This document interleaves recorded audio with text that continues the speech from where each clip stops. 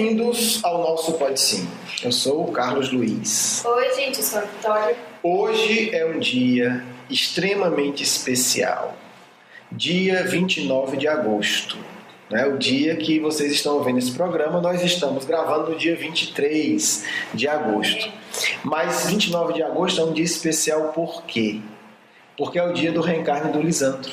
Lisandro reencarna no Brasil, perdoe-me dizer, no nosso estado, no meu estado, no Ceará, que vai ser o nome de Bezerra de Menezes, um dos espíritos mais luminosos da história de todo o movimento espírita. No futuro nós falaremos sobre isso, mas é importante registrar essa data, E fica uma questão: será que nós, pelo menos nós espíritas, temos dimensão da grandeza espiritual do Lisandro, do nosso Bezerra de Menezes? Será que nós de fato temos refletido nas lições que ele deixou? Fica essa pergunta. Vamos ao nosso episódio de hoje. A vida aqui deve ser extraordinariamente bela, admite o Marcos com entusiasmo. Tão bela, meu filho, que é necessário ter seu coração preparado para compreendê-la e senti-la. Nossa seita conta quase 3 séculos de existência e não possui mais de 4.000 adeptos. Embora não seja de nossos princípios a seleção de valores, esta se impõe pela força dos próprios fundamentos da organização. Ótimo, esse trecho é um diálogo muito especial, quando Marcos chega na seita dos essênios e fica absolutamente encantado. E Lisandro fala uma coisa que serve para a gente refletir, quer dizer, nem todo mundo está apto, preparado para admirar uma beleza mais profunda. E fica a questão: nós estamos preparados? E a outra questão é: como nós podemos nos preparar? O que é que você acha, Vitória? Você está preparada para se empolgar com as belezas da vida? Acho que não completamente. Está no comecinho, ainda está muito devagar, mas... Não completamente. E como é que a gente faz para se preparar?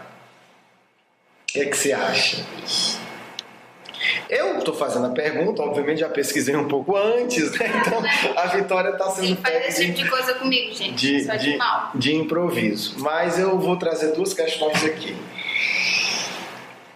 A percepção espiritual, a percepção das belezas está ligada à purificação do espírito, à evolução do espírito.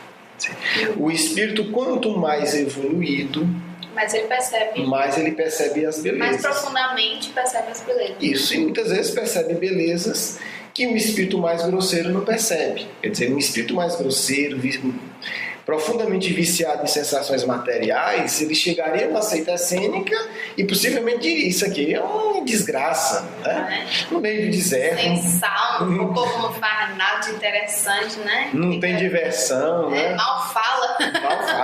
Não conversa, ninguém se gosta aqui. Exatamente. Quer dizer, então, um espírito ainda que precisa de emoções mais grosseiras não vai perceber a beleza que Marcos, com 8, 9 anos de idade, já percebia lá na seita dos essênios. Então, existe um processo de preparação.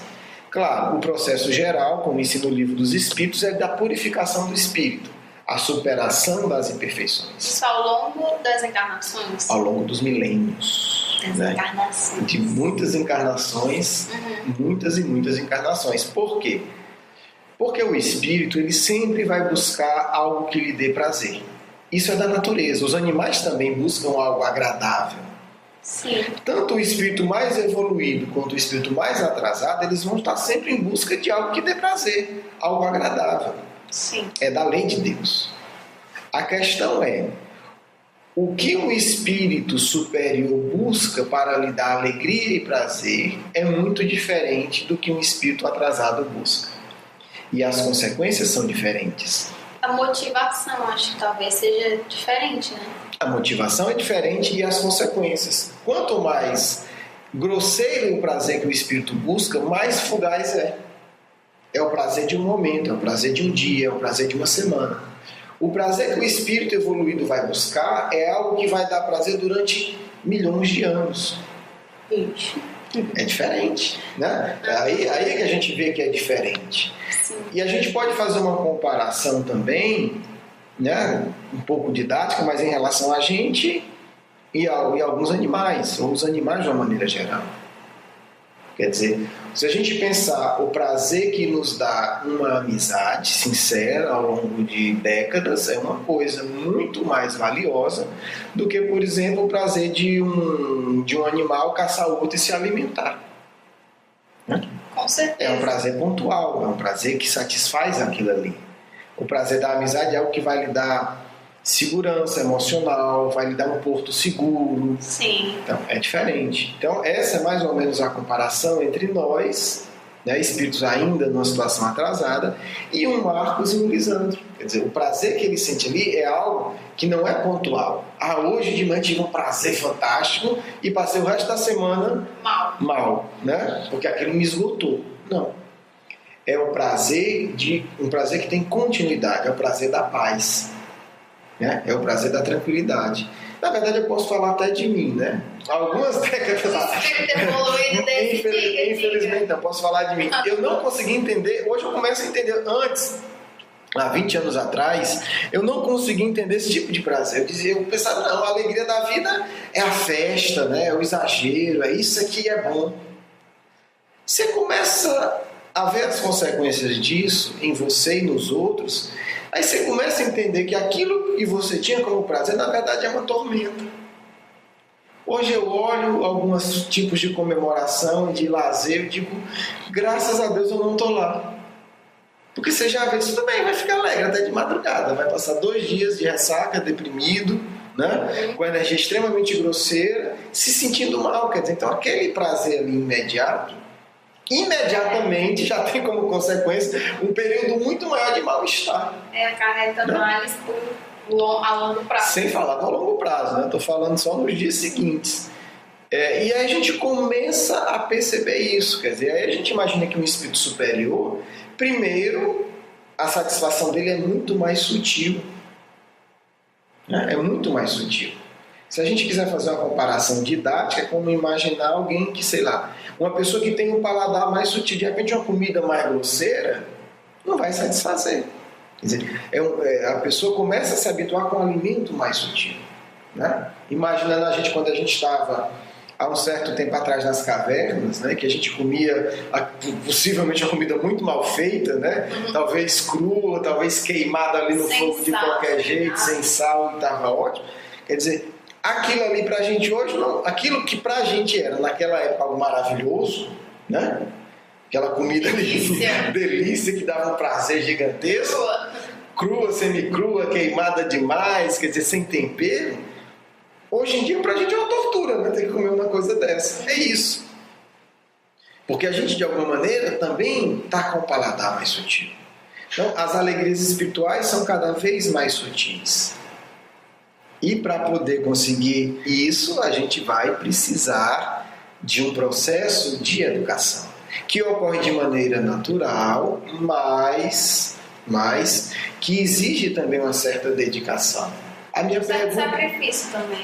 Claro, você tem que largar aquele hábito pernicioso. Largar o osso. Largar o osso, né, para poder ter um alimento melhor. Um alimento de uma qualidade melhor, um alimento espiritual de outra qualidade. Aí a questão é, como é que os essênios e como é que o espiritismo podem nos orientar nesse sentido? Quer dizer, como ampliar a nossa sensibilidade espiritual? Você tem alguma ideia sobre isso? Eu acho que a meditação é uma boa escolha. A meditação pode ser uma boa escolha, sim, né? Sem ser excessivo, com certeza. Mas há uma coisa que eu fiquei pensando, que tem em comum os essênios e o que o Leon Denis fala. Né? Uma das formas de a gente nos purificarmos é aceitar sem revolta o sofrimento da vida. O Leon Denis vai falar que o sofrimento é a forma mais poderosa de purificação do espírito. Então, aprender a viver o sofrimento não é buscar, é aceitar.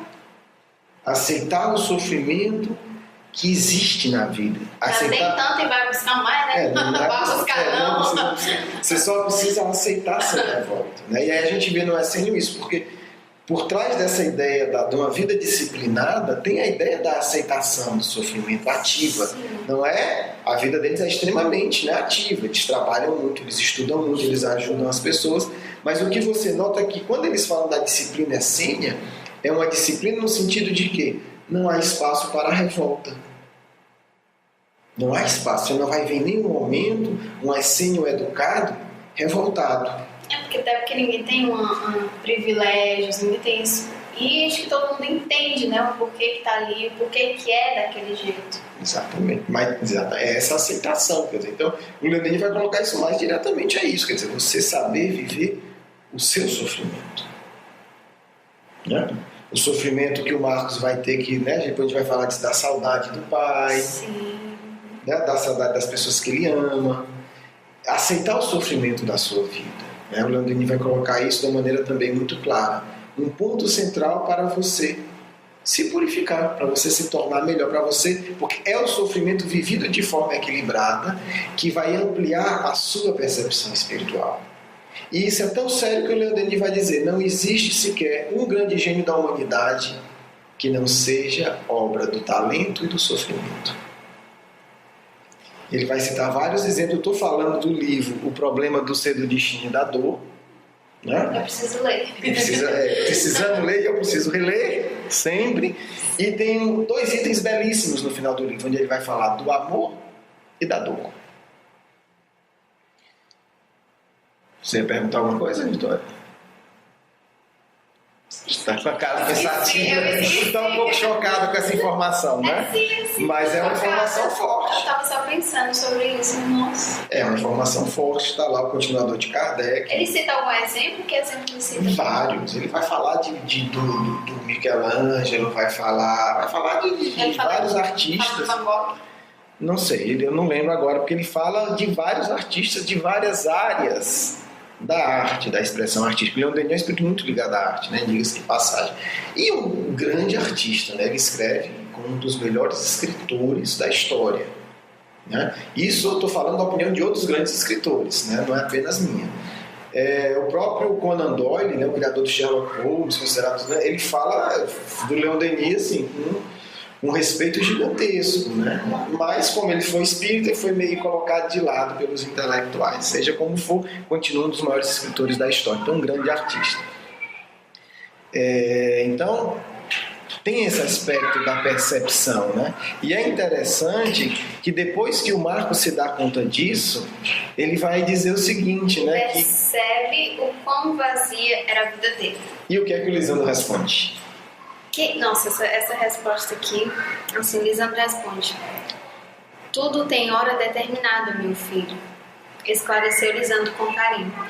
O fruto que se desprende da arte, o movimento da planta humilde, o rolar da pedra na montanha vertiginosa, o seixo que muda de lugar no fundo do rio, o peixe pequenino e indefeso que vai ter a boca do grande cetáceo esfaimado, tudo obedece a um plano delineado.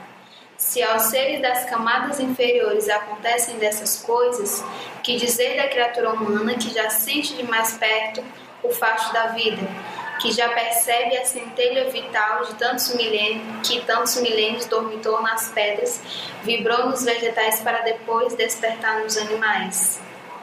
Qual é a página que está isso? Página 81. Ok, livro A Grande Espera. Sou familiar para você, Carlos. Sou familiar com várias coisas. Aí a gente vê porque as pessoas se espantavam, né? Até esse espanto da similaridade entre muitas coisas que os essênios diziam e que o Cristo veio ensinar. Né? Uma das coisas que chama a atenção, porque é essa concepção da vida, né? Que o Cristo vai dizer que não há uma folha ou um fio de cabelo que caia sem que o Pai o queira. E isso tem a ver com o sofrimento. Porque você aceitar, né? Se eu estou passando por isso, tem um motivo. É porque Deus quer, né? Deus está permitindo isso para que eu seja mais feliz. Exato. Se a gente entende isso, a gente vai conseguir tirar algo extremamente bonito e grandioso do sofrimento. Sim. Você tinha falado outra passagem, quando a gente... Aqui eu encontrei duas parábolas do Cristo, é muito parecida, é incrível. Tem essa que você falou, né, que não é uma folha seca que não cai sem a vontade do Pai. E a outra é que eu até li ontem mesmo que a Bruninha se não me engano é assim, se é feno, ou é feno, é trigo, que hoje é e amanhã é lançado ao fogo, Deus veste. Imagino vocês, homens de pouca fé, nossa, você acha tão muito, e é muito parecido, eu li que peraí, é familiar. Há uma ordem, né, no universo, e há uma ordem na nossa vida. Sim, sim. O sofrimento, as dificuldades, as dores, elas têm um motivo e têm o objetivo de nos elevar, de ampliar a nossa sensibilidade. Quer dizer, são momentos de testemunhos difíceis, mas que vão nos dar milênios e milênios de felicidade se a gente souber, como os essênios, como Marcos, como Lisandro e como tantos outros, viver sem revolta. É porque a segunda parte da mensagem quer dizer, aceitem isso, né? Essa folha cair porque Deus quer, porque Deus está cuidando. Ou seja, se até do trigo, né, que depois é lançado no fogo, cuida, então Deus está cuidando disso, tudo tem um objetivo celeste, ou seja, o objetivo de que no futuro a gente seja realmente feliz, não mais feliz, porque eu acho muito difícil a gente ser feliz de fato, mas a gente realmente chegue a ter essa felicidade plena, né, que todo mundo almeja na sua vida. Sim. E ele responde isso, né, com poxa, minha vida foi vazia até aqui, né? Disse, tem um motivo. Tem 8 anos essa criança. Tem um motivo, né? Tem um motivo, né? Tem um motivo você ter sofrido tudo que você sofreu, né? Porque ele, apesar dos 8 anos, ele sofreu muito. Não tinha mãe. Sim. Né? O pai teve um destino muito difícil, depois a gente vai ver em detalhes. Se separou agora das duas mães, né? As duas pessoas que tiveram esse papel de mãe se separou, quer dizer, então... E agora vai separar do Lisandro. E agora está do Lisandro. Gente do céu. Mas está encantado também, porque já tem a percepção da beleza. Bem, depois nós vamos falar de um outro aspecto da educação espiritual, né? Que é, além de lidar com o sofrimento, o silêncio. Leon Denis também fala muito disso. Os essênios, né, têm como um dos pilares básicos, além dessa aceitação ativa da vida, o silêncio. O lema deles. Tem esse lema, né, que é... Mãos e mentes ocupadas sob a grande voz do silêncio. Aí você já tira... Exatamente. Aí nós vamos falar disso e eu começo a desconfiar agora que o Leon Denis deve ter passado por aí, porque... eu estou me dando conta que tem muita semelhança, né? Não estou dizendo que sim nem que não, mas que é interessante a gente observar que há muita semelhança psicológica. Quando a gente for falar também da relação do Leon Denis com o silêncio, a gente vai ver uma semelhança muito profunda. Bem, eu me despeço, né, nesse momento especial, lembrando mais uma vez o nosso queridíssimo Bezerra de Menezes. Que todos nós possamos, no dia 29 de agosto, levantar uma prece a Deus, agradecendo Ele ter permitido que esse Espírito viesse aqui, mais uma vez, no mundo grosseiro, nos ensinar o caminho do amor. Muita paz para todos.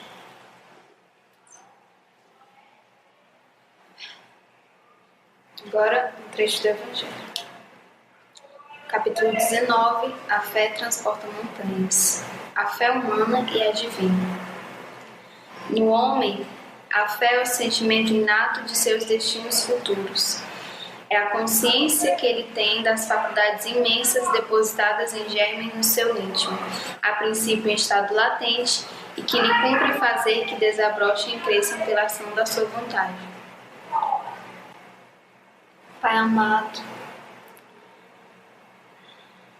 agradecemos a esta maravilhosa oportunidade de aprender e de servir a Ti. Ajuda-nos a marchar nesse caminho que a gente entrou, porque a gente ainda é muito fraco, meu Deus.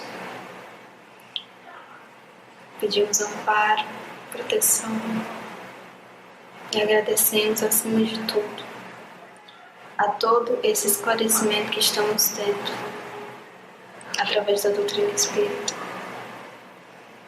Amém. Meus filhos, que a beleza da vida possa tocar os vossos corações, vos convencendo de forma definitiva que só o sacrifício pelo ideal de nosso Mestre tão amado irá trazer a verdadeira paz aos vossos corações. Estamos nós hoje apelando ao vosso íntimo,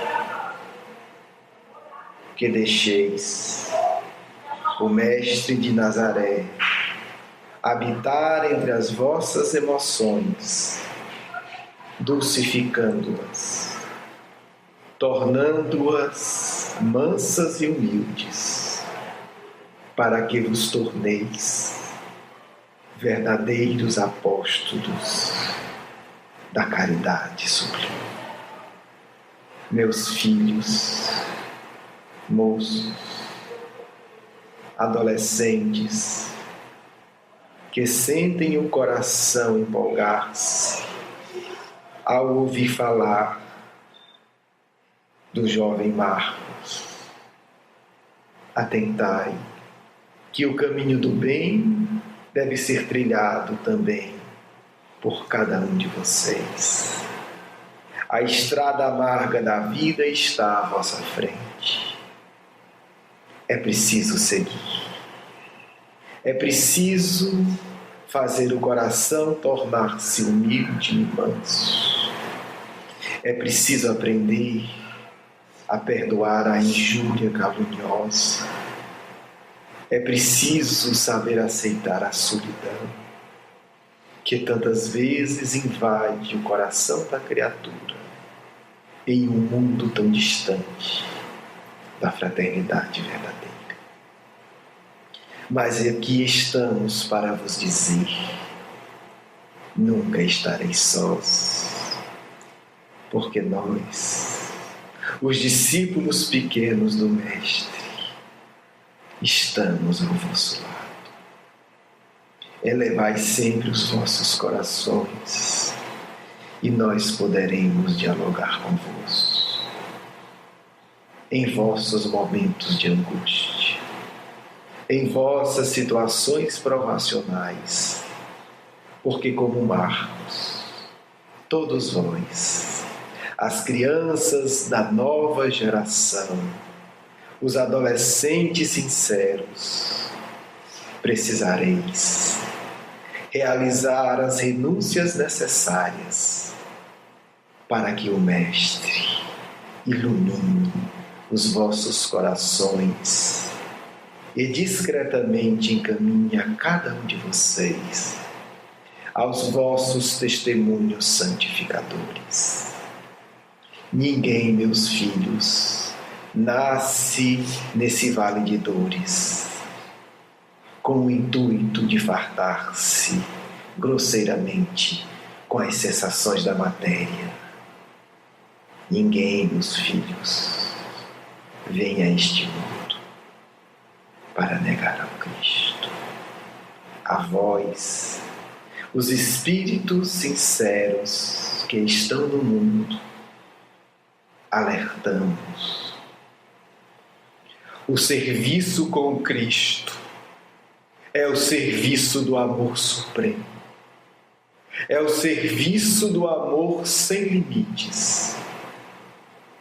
É o serviço que nos deve levar a esquecer de nós mesmos, para que a luz de Deus, encaminhada pelo Mestre, se torne uma chama eterna em nossos corações.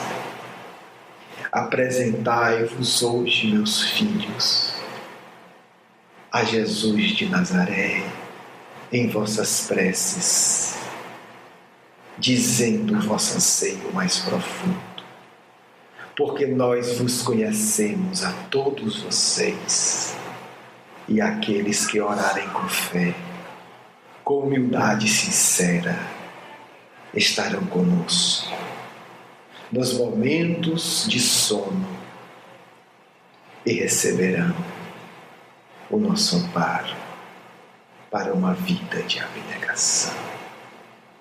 O mundo dos meus filhos não irá entender a vossa linguagem, por isso o silêncio é oportuno.